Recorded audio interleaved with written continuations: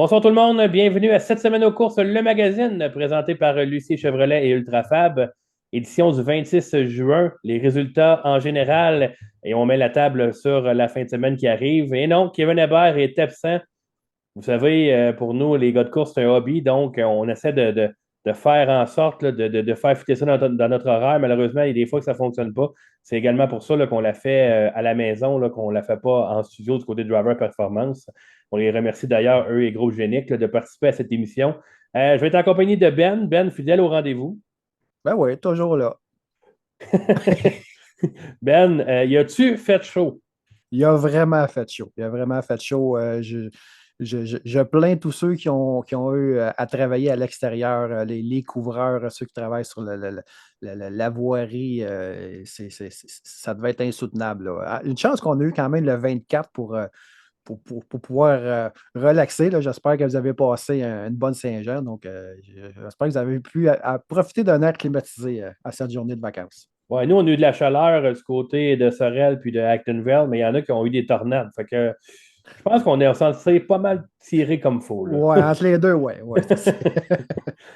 Ben, il y a eu des courses en fin de semaine. Nous, on était du côté du RPM Speedway samedi, mais on avait à l'œil également ce qui se passait du côté de Brockville. Don Simpson était présent et c'était la série ISS qui était du côté de Brockville. Et c'est Jordan Poirier qui continue son début de saison incroyable avec une autre victoire avec la série. Ouais, Jordan Poirier qui a démontré encore une fois à quel point qu'il était à l'aise avec son 360. Donc, il est allé chercher une troisième victoire en 5 courses du côté de la série ISS. Donc, tu sais, on sait comment Jordan est à l'aise avec son 360. On l'a vu avec son 410, avec les Seagrail Limit puis les séries World of Outlaw.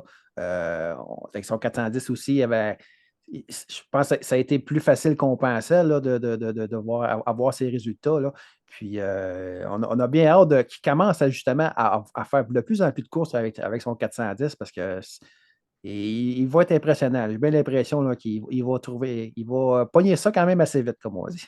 Ouais, les gars de 410 de l'autre côté de la frontière font presque 100 courses par année. Jordan en fait 8, puis il réussit à bien figurer. Fait que s'il fait plus de courses en 410, je pense qu'il va être surveillé. Ça démontre toutefois tout son talent et pourquoi il domine autant les ISS. Oui, oui, oui. Puis en plus, si on pourrait revenir à Brockville, bon, on avait d'autres pilotes québécois qui avaient fait le voyage. Donc, on avait Alex Terrien qui est allé chercher une huitième position. Alex Terrien qui prend de l'expérience encore une fois, là, se déplace de plus en plus pour aller faire les courses de l'ISS. Puis les résultats sont là. Fait au des bonnes performances. On avait également Brian Cloutier qui a connu une très bonne course, parti 17e, a pu remonter jusqu'à la 9e position du côté de la voiture 93. On avait également Jérémy Lafleur qui était en piste avec sa voiture moteur, avec son Sprint Crate, qui est allé chercher une 12e position. Et également, on avait Mathieu Bardier qui malheureusement a connu des problèmes de moteur avant la finale. Oui, on n'a pas pu participer aux qualifications et à rien. On a embarqué la voiture dans la remorque, on est revenu. Donc, c'est pour ça qu'il n'était pas du côté de Cornwall également, Mathieu Bardier. C'est dommage parce que celui qu'on surnomme de Crazy Man, Mathieu Bardier, on le sait, toujours à des spectacles parce que lui, il n'y a pas de demi-mesure avec Mathieu Bardier. Puis, j'espère qu'il va être réparé là, pour la venue de l'ISS au Québec. Ouais, c'est toujours, on l'a connu Mathieu dans toutes les classes qui est passé, de notre tour, un excellent spectacle. Donc, on espère qu'il va être en piste pour les prochaines courses. Ben, on avait également une manche de la série 358 dans l'État de New York du côté de Glen Ridge. Oui, côté de Lenridge, un petit circuit, un circuit pas très facile. Donc, c'est Brian Calabrese qui est allé chercher la victoire du côté de Lenridge.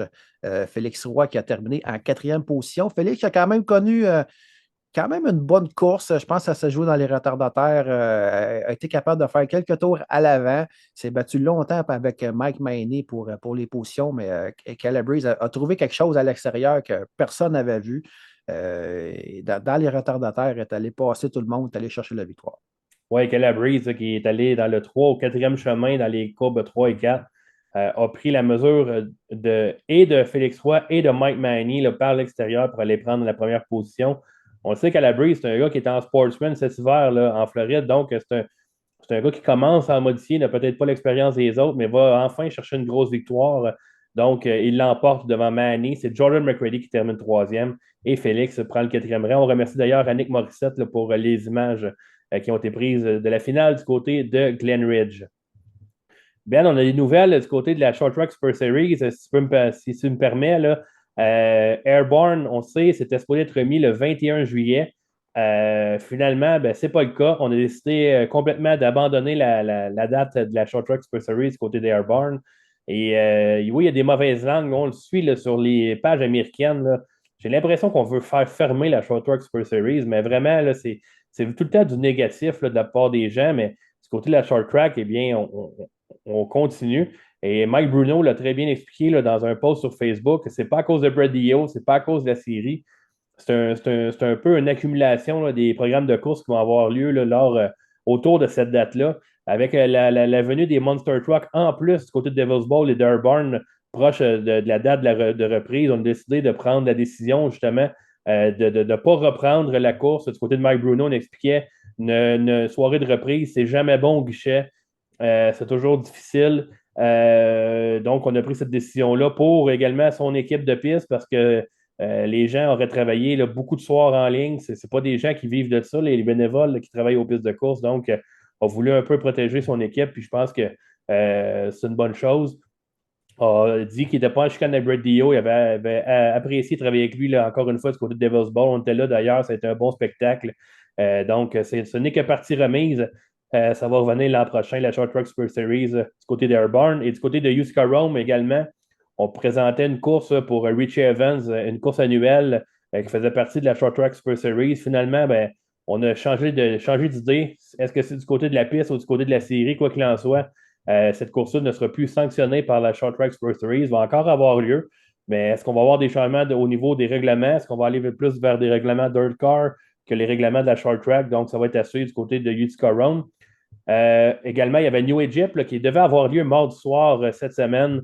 Mais vous savez à quel point il a fait chaud. On attendait des 40 degrés et plus du côté de New Egypt. Donc, on a décidé de remettre cette course le 8 juillet, le Dirty Jersey. On souhaite que ce soit une bonne course parce que le directeur adjoint là, de la piste, c'est maintenant Chris Moore. Chris Moore, qu'on voyait avec la Short Track Super Series, avec Flow Racing, était l'annonceur. Là, donc, c'est un gars qui est tellement sympathique. On lui souhaite la meilleure des chances avec sa soirée du 8 juillet. Et comme on a enlevé des programmes de course, eh bien, on se trouvait avec un calendrier un peu réduit. Eh bien, on a rajouté 3 dates, même 4 du côté de la Short Track Super Series, dont 2 du côté d'Afton, avec le Interstate 88 qui va avoir lieu le 16 juillet. On va avoir également le Afton Action 50 le 31 août. Et du côté de Fonda, eh bien, on va avoir une fin de semaine de course, le Montgomery County Open le 26 et 27 septembre, donc en fin de saison. Ça va tous se compter là, pour la série Nord. Donc, on devrait avoir David Hébert présent lors de ces soirées. On va essayer d'aller là. Ça va dépendre de notre horaire, Ben, là, parce qu'il y a des soirées dans la semaine, ça devient difficile pour nous, mais c'est sûr qu'on va suivre tout ce qui va arriver avec la short track. Oui, surtout du côté de Fonda, une piste que j'aimerais tellement aller voir dans la prochaine saison, qui a l'air d'être une piste très spectaculaire. Surtout l'entrée de la cour numéro 3, là, c'est une piste qui est un petit peu atypique là, comparativement à ce qu'on voit habituellement. C'est un peu plus carré. Donc, bien hâte d'avoir le show qu'on peut avoir là. Ben, je sais que tu veux voir le Cow Palace. Oui, aussi, aussi. Oui, c'est des vieilles installations, mais ça va super vite. Je me souviens la première fois qu'on est allé, on était assis dans la cour numéro 4, puis on trouvait que ça allait vite, mais c'était les sportsmen. Quand les motiers sont arrivés, on a pogné de quoi, Ben.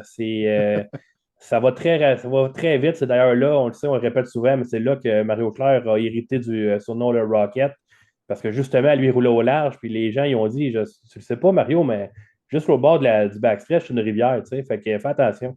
Puis lui, ben, il a pesé quand même. Fait que oui, c'est une très belle course, très belle piste. C'est très rapide. Il y a eu des difficultés au cours des dernières années avec la surface. On a travaillé très fort du côté de l'équipe de Red Dio là, pour améliorer les conditions de piste. Mais ça va être très intéressant de voir qui va être en mesure de battre Stuart Friesen parce que c'est vraiment son corps de sable. Oui, oui. Fait que du côté de la piste, c'est ça. On a fait des ajouts de terre là, dans les dernières années. On a eu un petit peu de misère, mais je pense que de plus en plus, là, on commence à reprendre le dessus là, sur la préparation de la piste.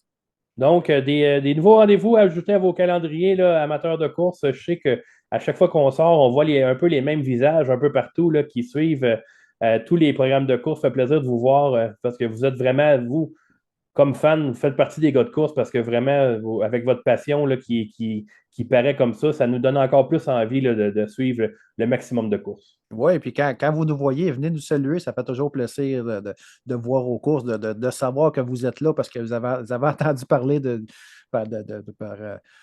notre côté. Donc, c'est toujours un plaisir de vous côtoyer. Donc, nous, Ben, on va faire une courte pause et au retour, on va parler de la NASCAR Cup, on va parler d'Alex Labbé, on va parler de NASCAR Canada. Restez là.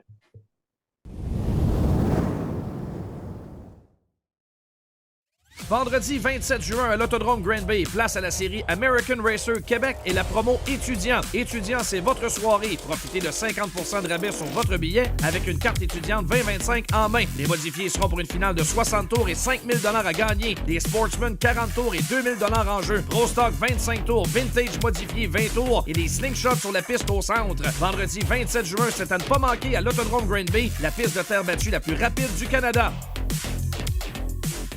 Partir une entreprise, c'est négocier avec l'inconnu. T'accumules les années de travail et t'en viens à apprivoiser le métier. Et un jour, tous tes efforts sont récompensés. Robert Bernard, c'est 70 ans à votre service pour que vous preniez la route en sécurité, en tout temps. C'est 17 succursales, 400 employés qui s'occupent de vous partout en province. Robert Bernard, une entreprise locale, maintenant leader au Québec. Chez Driver Academy, vivez l'adrénaline de la course comme jamais auparavant. Découvrez nos forfaits corporatifs exclusifs où esprit d'équipe et performance se rencontrent sur la piste. Renforcez vos liens, motivez vos troupes et célébrez vos succès à grande vitesse.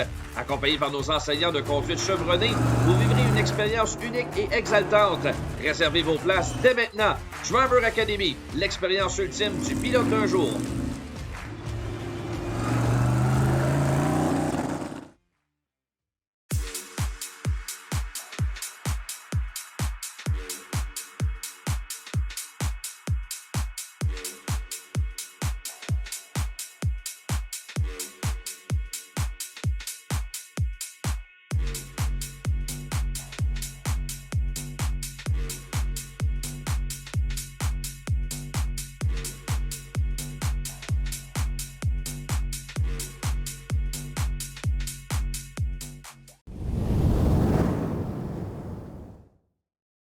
De retour à cette semaine aux courses, le magazine présenté par Ultrafab et Lucie Chevrolet, l'édition du 26 juin, présenté par Driver Performance et Genic Group. Donc, Ben, il y en avait des courses côté de Pocono en Pennsylvanie, du côté de NASCAR. Oui, du côté de NASCAR, c'est Chase Briscoe qui est allé chercher la victoire à Pocono. On a eu peur un petit peu à la fin de course du côté de l'équipe à Briscoe parce qu'on pensait avoir peut-être pas mis assez d'essence. On avait fait un parallèle entre le temps de ravitaillement de Briscoe et celui de Denny Hamlin qui sont arrivés pas mal en même temps, puis on avait mis beaucoup plus de temps à ravitailler la voiture d'Hamlin. Donc, du côté de Briscoe, on pensait avec les calculs, il manquait probablement jusqu'à 6 tours d'essence pour se rendre à la fin, mais finalement, Briscoe était capable de gérer sa course merveilleusement bien là, pour aller chercher la victoire.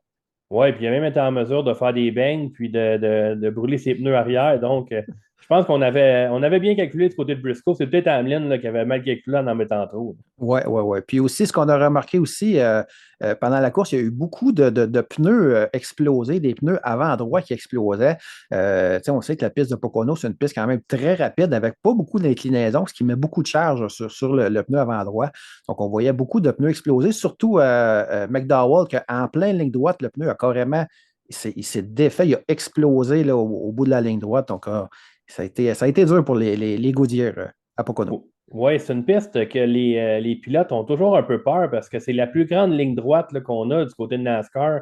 Je pense en enlevant les Sport Speedway, là, mais c'est tellement rapide du côté de Pocono. En IndyCar, il y a eu des décès là, au cours des dernières années. Il y a eu Robert Wickens là, qui s'est vraiment blessé là, fortement là, avec son IndyCar. Mais ça fait très, très fort du côté de Pocono. Je me souviens, Bubba Wallace, qui avait une crevaison justement, avait tenté d'aller dans le gazon à l'intérieur pour se ralentir, mais ça n'avait vraiment pas fonctionné. Il avait frappé de plein fouet le mur. À toutes les fois, là, c'est des contacts très sévères du côté de Pocono. Oui, puis en plus que la course avait été retardée de 2 heures à raison de la pluie, donc ça avait considérablement changé l'état de la piste, l'état le grip de la piste, comme on peut dire. Oui, parce qu'on n'avait plus de résidus de rubber, donc la piste devient presque neuve dans ce temps-là, puis c'est quand même assez long aller chercher le même grip. Puis tu as parlé également de l'attente, Ben, mais bien, il fallait le voir, là. Il y a Brad Keselowski qui en a parlé. Les pilotes, là, justement, avant la finale, il dit, j'ai regardé la présentation des pilotes, l'intro, j'ai jamais vu des pilotes aussi déshydratés, aussi avoir l'air malade. Il faut savoir, on était de retour du Mexique, oui, la semaine d'avant. Puis Shane Van Gisbergen le disait, j'ai fait très attention, mais je pense que je me suis fait avoir en buvant le punch là, qui avait été servi là, du côté des pilotes. C'est la seule fois qu'il a bu de l'eau, mettons, du Mexique. Et il a été malade. Il y avait plusieurs pilotes là, qui ont vraiment mal filé toute la semaine. Je pense que NASCAR va devoir se pencher là-dessus parce qu'il y avait plusieurs pilotes malades, puis on aurait pu voir plus d'accidents que ça. Rouler à 200 000 à l'heure et avoir mal au cœur, je ne suis pas convaincu que c'est une bonne recette. Là. Mais on a vu, d'ailleurs, vous allez voir, on a une vidéo, le Ryan Blaney, lorsque la course est terminée, il est complètement effondré à côté de sa voiture. Il s'est relevé à quelques reprises, retombait toujours. Finalement, il est allé vers le service hospitalier de la piste, là, puis on a réussi à lui donner là, un supplément là, pour le ramener, mais c'était vraiment pas facile pour les pilotes, puis il a fait très chaud en plus. Oui, puis en plus, on en avait parlé la semaine dernière que la piste au Mexique, l'élévation était différente, ce qui faisait que le taux d'oxygène n'était pas pareil. Les pilotes l'ont ressenti, les voitures également. Donc, le retour sur les pistes américaines a été difficile pour certains pilotes. Oui, on le sait, en Formule 1, on fait la même chose, mais habituellement, on laisse une fin de semaine entre les Grands Prix là, pour s'en remettre. Mais je regardais la façon que le calendrier était fait, Ben. On est allé au Michigan, au Mexique, on est revenu à Pocono. Je pense vraiment qu'on était supposé aller à Montréal à la place du Mexique parce que c'était beaucoup plus proche ces deux pistes-là qu'aller au Mexique. Je pense qu'on aurait dû aller au Texas là, avant d'aller au Mexique, mais quoi qu'il en soit, je pense que c'était à Montréal qui était dans le calendrier au départ, puis finalement, on ne s'est pas entendu avec la piste. Donc, on est allé au Mexique, c'est rendu un peu plus dur le voyagement pour les pilotes. Oui, ça a été justement de traverser les États-Unis de bord en bord 2 fois là, pour 2 fois en 2 semaines. Là, c'est assez éprouvant. Pour les pilotes, imaginez toute l'équipe qui doivent traverser tout ça, tout le voyagement. On a entendu parler de quelques équipes qui ont eu des problèmes aux douanes mexicaines pour traverser du matériel. Donc, c'est toute une gestion. Oui, vraiment. Je pense que ça va être à revoir. Là. Je pense qu'il y a beaucoup de pilotes qui n'ont pas apprécié d'être au Mexique. On parle encore de NASCAR, Ben. Après 159 départs en Xfinity, eh bien, Alex Labé va faire son premier en pick-up. Oui, Alex Labbé qui va être au volant de la voiture numéro 22, du pick-up numéro 22 du Rheaume Brother Racing. Donc, ça va être sa première course sur le circuit de Lime Rock cette fin de semaine, le 28 juin. Donc, l'équipe Rheaume Racing qui a un seul pilote full-time inscrit pour la saison. Il s'agit de Frank Muniz. Frank Muniz, que vous connaissez peut-être, c'est un acteur qui faisait dans son enfance, le Malcolm in the Middle. Donc, c'est un peu pour ça qu'il est connu. Donc, Muniz est le seul pilote engagé à temps plein dans l'équipe. Et puis, pour le deuxième pilote, c'est des pilotes qui signent pour quelques courses pendant la saison. Donc, c'est également l'équipe qui a fait courir la jeune Nathalie Decker à ses débuts. Donc, un premier départ pour Alex Labbé. Alex Labbé, on s'en souvient, c'est le pilote canadien avec le plus de départs, le plus québécois avec le plus de départs du côté des grandes séries américaines. D'après moi, il est encore en avant Stuart Friesen. Oui, vraiment. Puis on connaît le talent de Labbé sur le circuit routier. Donc, c'est un peu pour ça, je pense, que l'équipe Rheaume Brothers est allée chercher. Oui, en parlant d'Alex Labbé, eh bien, il y avait des gens qui pensaient le voir du côté d'Antigonish pour le Riverside Speedway pour la série NASCAR Canada. Évidemment que le contrat qui est arrivé là, pour Lime Rock avec la série de pick-up ne sera pas là. Mais c'est enfin une autre course de la série NASCAR Canada après 2 annulations. Oui, on retourne du côté de la Nouvelle-Écosse cette fin de semaine, le 28 juin, pour un circuit ovale, le Riverside Speedway. Donc, comme tu dis, la deuxième course de la saison. La première qui avait été sur le circuit de Mossport, remportée par Marc-Antoine Camiran. Donc, ça fait quand même presque un mois là, que l'équipe NASCAR Canada n'a pas couru. Oui, il y a eu 2 annulations. La semaine dernière, ça a été annulé également à cause de la pluie. Donc, on devra reprendre des courses C'est difficile à prendre du rythme, on le sait. C'est quand même un championnat qui est spécial, disons, avec l'espacement entre les courses. Juste se rendre en Nouvelle-Écosse, c'est quand même du voyagement là, pour les équipes. Donc, bien hâte de voir ce qui va se passer. Petit circuit sur un ovale, donc on risque d'avoir beaucoup de brouhaha, Ben. Oui, oui, vraiment. C'est les courses sur ovale, toujours reconnues pour avoir des bump and pass, comme on voit. On a sûrement quelques pilotes en tête là, en disant ça. Donc, c'est toujours très spectaculaire. Donc, on va suivre ça pour vous également. Puis, nous, on va en profiter pour faire une autre pause. Et au retour, on revient avec la performance de la semaine Victory Fuel. Restez là.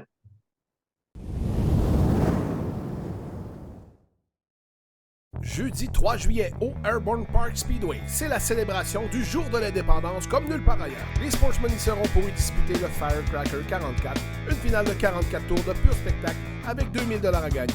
Les Pro Stocks s'affrontent aussi avec un montant de 1000 $ à l'enjeu. Un enduro de 50 tours complètement déchaîné. Les Renegade et Mini Stock seront aussi de cette soirée. Un spectaculaire feu d'artifice sera déployé après les courses. Apportez la famille, vivez l'adrénaline et célébrez la fête de l'indépendance en grand. Airborne Park Speedway, là où la vitesse rencontre le spectacle.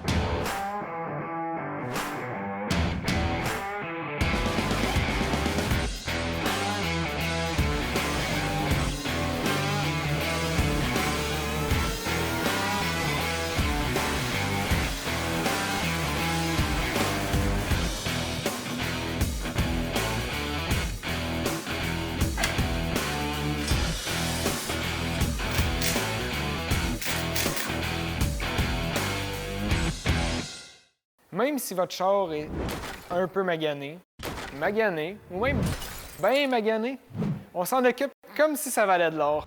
Demandez Remorquage Boissonneau. À votre service depuis 3 générations.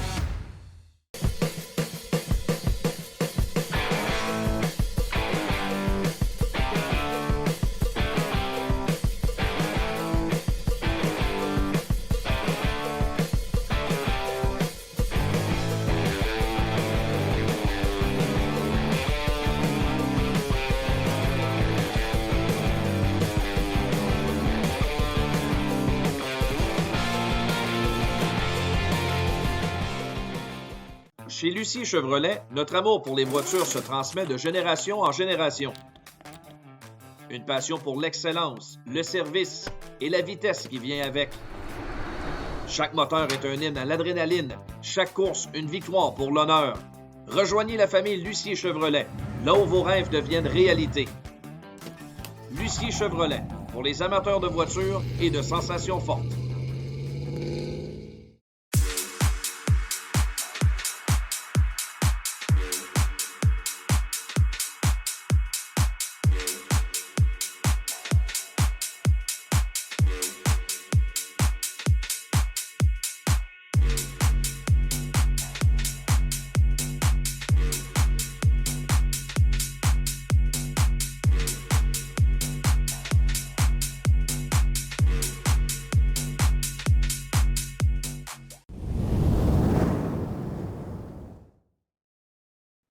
Vous êtes de retour à cette semaine aux courses, le magazine présenté par Lucie Chevrolet et Ultrafab. Ben, grosse fin de semaine de course qui nous attend.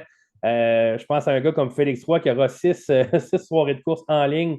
Mais nous, du côté des gars de course, il y a 5 soirées qu'on a ciblées.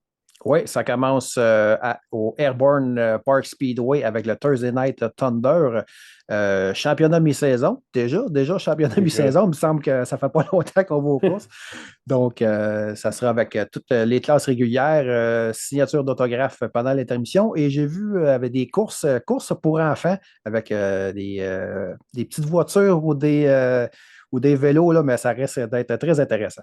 Oui, puis à chaque année, on embarque également les enfants dans les cuves des voitures. Il y en a qui les mini-stocks, on les embarque dans la vitre à droite. Donc, ça permet de faire des tours pour les enfants également. Toute une expérience à vivre pour les jeunes, les futurs pilotes. Oui, c'est sûr. Donc, vendredi soir, on s'en va du côté de l'autodrome Granby avec la deuxième manche de la série American Racer Québec. Oui, avec un 60 tours du côté de la classe modifiée. La première manche qui avait été remportée par Chris Raby au RPM Speedway. Raby qui a confirmé sa présence à l'autodrome Granby, qui va être la partie pour pour ce championnat American Racer. Donc, on va avoir également un 40 tours du côté de la classe modifiée. Les Pro Stock vont être du programme. Les Slingshot également de la classe Vintage. Oui, 40 tours Sportsman, Ben. Pas modifié, mais c'est pas Oui. grave. Donc, les Sportsmen, nous autres aussi, ça va être la série American Racer Québec. Donc, je pense que ça va être un excellent spectacle du côté de Granby avec la série Vintage. Toujours le fun de voir des voitures qu'on n'a pas vu courser pour la plupart des gars de course, à part Martin, lui, il les a tous vus. les modèles et le son également. C'est des voitures qui n'ont pas de restriction de muffler, je pense, parce que des fois, là, ils ont des sons assez spéciaux. Ouais. J'imagine 25 voitures de même dans le temps, lorsque ça coursait, là, ça devait être vraiment, vraiment quelque chose. Oui, vraiment. Samedi soir, ce sera le premier programme Days of Thunder du côté de l'Autodrome Drummond. Oui, encore une fois, on se réessaye du côté de Drummond avec des programmes qui débutent en après-midi avec les classes STR, Semi-Pro, Open, Sport Compact, les Slingshot et les Hard Lockers seront au programme. Et ensuite, en soirée, on commence avec les moitiés à partir de 18h, donc les moitiés pour un 75 tours et un 50 tours en classe Sportsman et les Vintage également qui seront de la partie à Autodrome Drummond. Et Ben, ça va être mes débuts à Drummond cette année.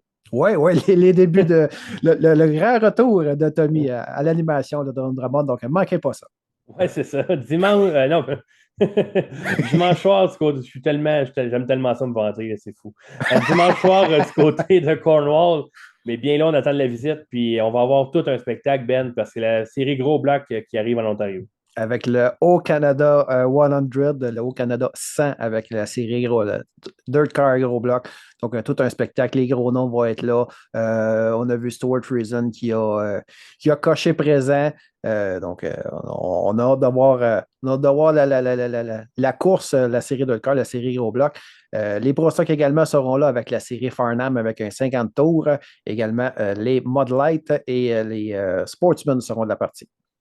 Puis lundi soir, et je voulais te poser une question, Ben. Je ne sais pas depuis combien de temps que c'est pas arrivé qu'il y a un pilote autre que Matt Shepard ou Matt Williamson se présente premier dans les points lorsqu'on arrive à Cornwall. C'est présentement Alex Jankowski qui mène les points. Je pense que c'est une grosse surprise. Oui, Jankowski qui il a toute une saison côté de la série Dirt Car, fait très, très bien. Williamson qui remonte tranquillement, a eu un mal à partir au début de la saison, mais revient tranquillement dans les points. Puis Matt Shepard, qui je pense est sixième dans les points du cours de la série Dirt Car, ne connaît vraiment pas sa meilleure saison. On l'a vu qu'il avait détruit la voiture là, du côté de Sellings Grove. Donc, a dû repartir de zéro. Mais non, Jankowski qui est très impressionnant à voir. Bien hâte de voir. Là, j'imagine qu'il va être là du côté de Cornwall et de Mohawk le lendemain. Oui. Il va être présent. Ouais. Parfait. Donc, Mohawk, tu en as parlé. Ça va être encore la série Gros Bloc qui va être là lundi soir. Donc, encore une fois, avec les mêmes pilotes. Oui, le Summer Shootout 75 du côté de Mohawk International Speedway, donc série Dirt Car Gros Bloc également. Puis samedi, on a oublié, là, mais il y a un programme du côté de East Broughton. Oui, le complexe motorisé de East Broughton qui accueille la série Lightning Sprint pour la soirée. Oui, puis on a un programme du côté d'Autodrome Montmagny également.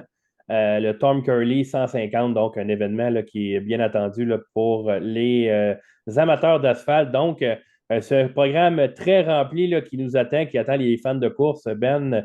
Je pense qu'on va aller aux courses pas mal en fin de semaine. On se croise les doigts là, pour que la température change. C'est tellement humide en début de semaine qu'on ne sait pas ce qui va se passer là, d'ici la fin.